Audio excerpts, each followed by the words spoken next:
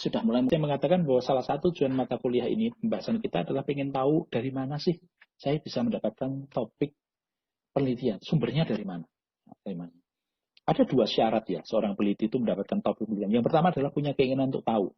Ya. Kepo. Bukan kepo untuk urusan orang lain, bukan kepo siapa menikah dengan siapa, bukan kepo siapa menghamili siapa, tetapi keinginan tahu terhadap fenomena yang ada. Dan ini susah ya, ini agak sulit karena ternyata kita itu cenderung tidak mau tahu gitu loh. Jadi kadang-kadang kita itu rasa ingin tahu kita itu tidak cukup tajam, ya, tidak cukup tajam. Ya, salah satunya adalah karena memang kadang-kadang kita itu terbiasa dimarahi ketika tanya macam-macam waktu kecil gitu ya. Waktu kecil kadang-kadang anak-anak itu kan bertanya macam-macam ya. Nah, orang tua yang kurang bijaksana seringkali ketika anak itu bertanya begitu banyak dan orang tuanya mungkin nggak punya jawabannya atau tidak punya waktu menjawab, kemudian dimarahi, ditegur, nggak usah banyak tanya. Nah, ketika itu berulang terus, lama-lama anak kemudian berpikir, walah, nggak usah tanya aja lah. Kalau tanya pasti malah kena masalah. Akibatnya ketika sudah beranjak dewasa, keinginan untuk tahu itu menjadi lemah sekali.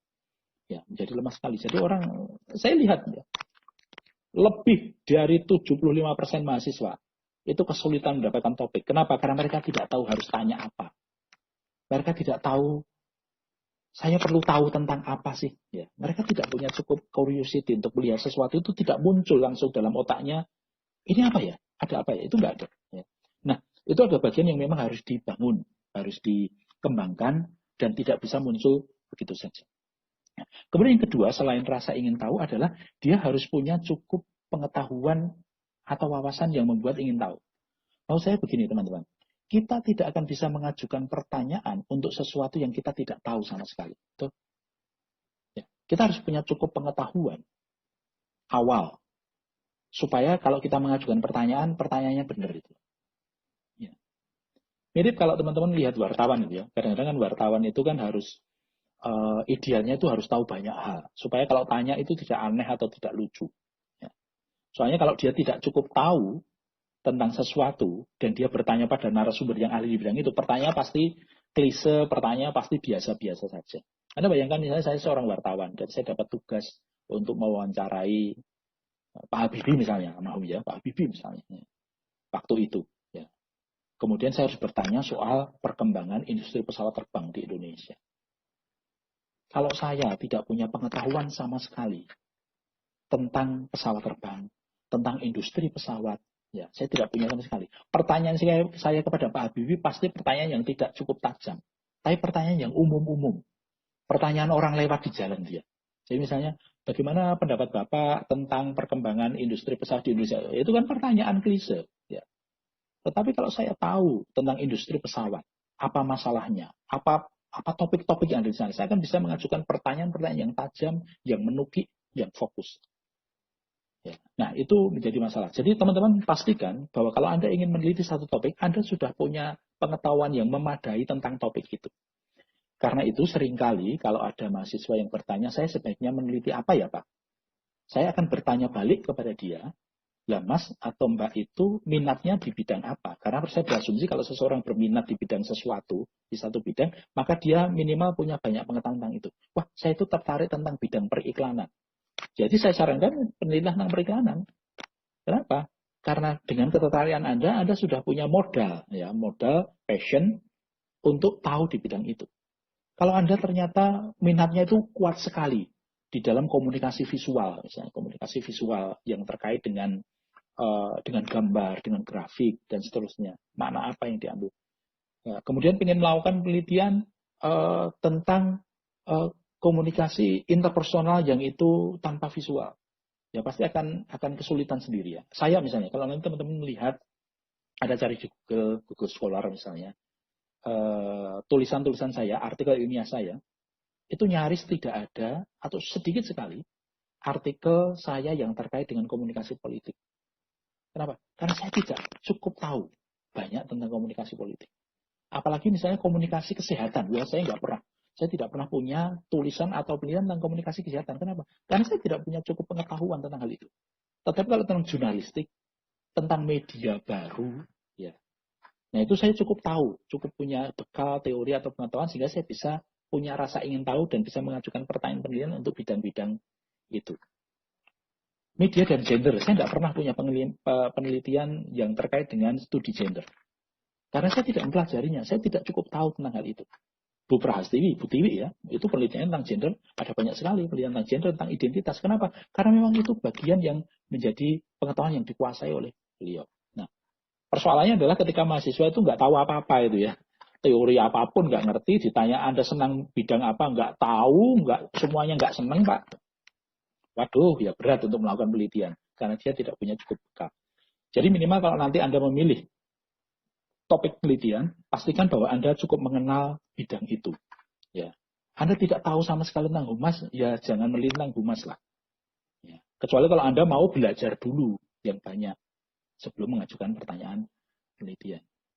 Ya, dulu ada seorang mahasiswa saya, mahasiswi ya, dia itu ingin melakukan penelitian semiotika simbol-simbol yang terdapat dalam gerak tari modern. Pakai penelitian semiotika. Apakah itu penelitian komunikasi, Pak? Iya, penelitian komunikasi. Kenapa? Seorang penari itu kan sebenarnya ingin menyampaikan pesan kepada penonton. Dan pesan yang disampaikan itu, makna yang disampaikan itu, simbolnya, salurannya itu adalah gerakan tubuhnya. Gerakan tubuhnya. Nah, ini ditambah dengan iringan musik dan seterusnya. Tapi itu proses komunikasi. Dan penonton akan menangkap apa makna yang ingin disampaikan itu dengan melihat gerak tari yang ada di sana. Nah, mahasiswi ini kemudian bertanya kepada saya, Pak, saya melakukan penelitian semiotika tentang gerak tari modern dari salah satu koreografer ya, yang cukup ternama. Pertanyaan saya yang saya ajukan pertama kali kepada dia adalah, Mbak, nanti dulu, kalau Anda melakukan penelitian semiotika tentang gerak tari, simbol-simbol itu maknanya apa? Pertanyaan saya yang pertama adalah, apakah Anda seorang penari atau bukan? Ya, saya seorang penari. Sudah berapa lama Anda menari? Oh, ternyata cukup lama, ya, belasan tahun. Sejak kecil dia sudah menari. Apakah Anda cukup mengenal karya-karya dari koreografer itu? Oh ya Pak, saya sudah berapa kali ikut pentas untuk mementaskan karya dari koreografer tersebut. Dan saya punya hubungan yang cukup dekat dengan dia. Nah, saya ACC, saya setujui, boleh. Oke. Mengapa? Karena saya melihat Anda punya cukup pengetahuan untuk meneliti bidang itu.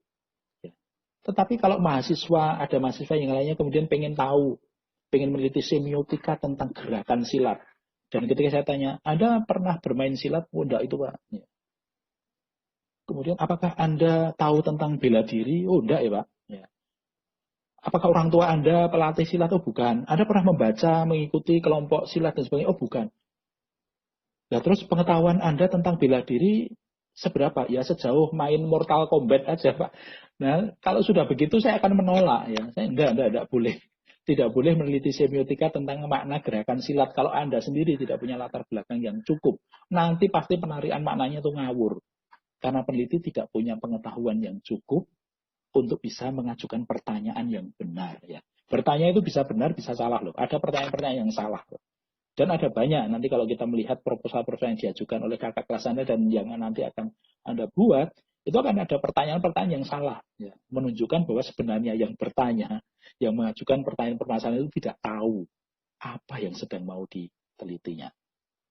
Nah, sumber topik penelitian itu dari mana? Saya melihat sumber topik penelitian itu, oh itu salah ya, ada typo di sana. Itu ada 4 ya. Yang pertama adalah riset penelitian sebelumnya. Skripsi kakak kelas, tesis jurnal. Apakah boleh membaca skripsi kakak kelas? Oh, boleh sekali kalau saya mendorong. Baca, bukan untuk di copy paste, tetapi untuk mengetahui apa yang sudah diteliti, apa yang belum diteliti. Maka penelitian saya akan meneliti yang belum diteliti itu, bukannya kemudian copy paste isinya, teorinya diambil semua, bukan itu. Tujuannya meneliti riset sebelumnya adalah itu. Nah, teman-teman, kalau nanti dalam penelitian ilmiah, di skripsi Anda nanti, itu akan ada dituntut ada jurnal ilmiah yang menjadi acuan. Padahal jurnal ilmiah itu isinya adalah penelitian-penelitian terdahulu yang relevan.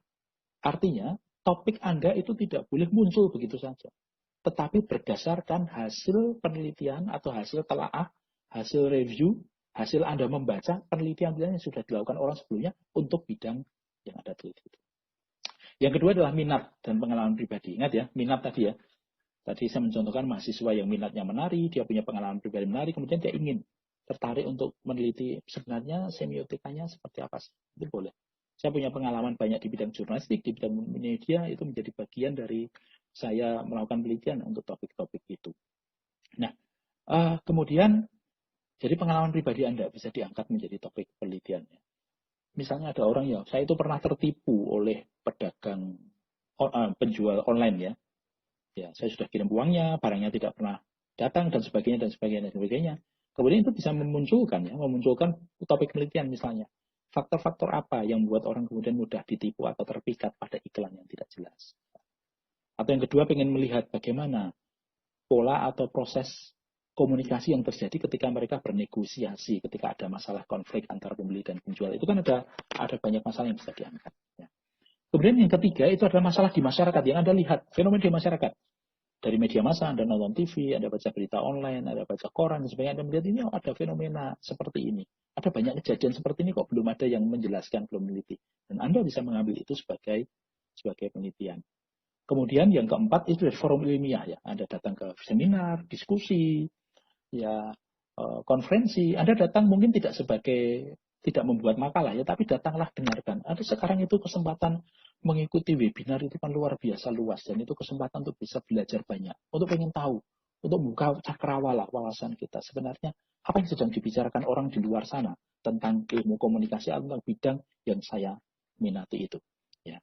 Nah, topik penelitian itu tidak pernah didapat dari bersemedi.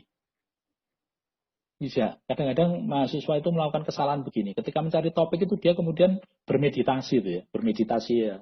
Bukan berarti kemudian dia berendam di sungai dan sebagainya. Tidak. Tapi dia mungkin masuk di kamar kemudian berpikir-pikir. Dia, saya meneliti apa ya? Berpikir-pikir. Kalau ini bagaimana, kalau ini bagaimana, kalau ini bagaimana. Itu nggak akan jadi teman-teman. Mendingan Anda pergi ke perpustakaan. Lihat skripsi. Yang sudah diteliti apa, yang belum diteliti apa. Mendingan Anda merefleksi dari pengalaman pribadi Anda. Mendingan Anda baca koran, nonton TV, baca berita online. Apa yang sedang terjadi di masyarakat? Apa yang bisa saya teliti dari sana? Mendingan Anda pergi, ikut seminar, diskusi, bicara dengan orang, ya, bertukar pikiran. Sumber penelitian itu dari sana, bukan dari Anda menyepi di dalam kamar sendirian dan berharap-harap semoga dari langit tiba-tiba makceling muncul topik penelitian yang dahsyat yang bisa menggemparkan dunia. Yang seperti itu kayaknya sulit untuk terjadi ya. Kalau tidak mau mengatakan mustahil untuk terjadi. Jadi kalau Anda sedang mencari tahu penelitian, jangan menyepi, keluar. Lihat masyarakatmu, lihat media massa, apa yang terjadi. Lihat skripsi, tesis, jurnal ilmiah di bidang yang Anda minati. Datangi seminar, ikuti webinar, ikuti diskusi, ikuti konferensi. Nah, itu nanti akan memicu pemikiran Anda untuk menentukan, iya ya, topik ini bisa diteliti. Wah, ini ide yang bagus ini. Ini kan penelitiannya di Amerika. Di Indonesia kayaknya belum ada. Saya akan teliti. Ini penelitiannya bagus, tapi kok dilakukan di kota besar ya? Di kampung, di tempat saya, di Wonogiri misalnya, di Purwantoro sana kayaknya, apakah sama ya hasilnya kalau itu diteliti kepada remaja di kota besar dengan remaja di Purwantoro? Sama nggak ya? Nah, itu kan bisa menjadi topik-topik penelitian yang bisa dilanjutkan menjadi skripsi Anda.